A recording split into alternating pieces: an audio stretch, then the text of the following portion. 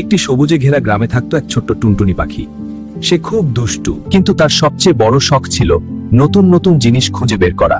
একদিন সে উঠতে উঠতে একটা পুরনো বটগাছের ডালে বসে দেখলো চকচকে একটা কলম পড়ে আছে। কলমটা রোদে ঝিলমিল করছে।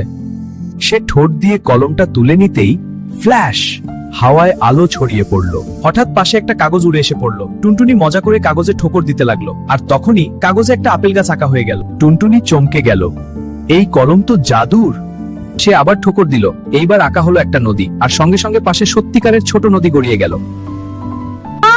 আমি তো ছবি এঁকে জিনিস বানাতে পারি। কলমটা ডাল থেকে পড়ে যেতে লাগলো।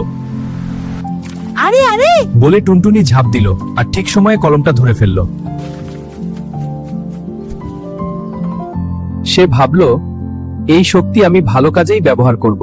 তারপর সে কলম দিয়ে গ্রামের পাশে শুকনো জমিতে আঁকলো বড় বড় গাছ, ফুল আর পানির কুয়া। অল্প সময়েই জায়গাটা সবুজে ভরে গেল।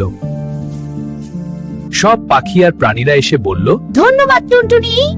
টুনটুনি লজ্জা পেয়ে হেসে বলল, একটু আঁকলাম আর কি। আর সেই দিন থেকে সবাই তাকে ডাকতে লাগলো জাদুকর টুনটুনি। আরো গল্প পেতে সাবস্ক্রাইব করো আর লাইক দিতে ভুলবে না।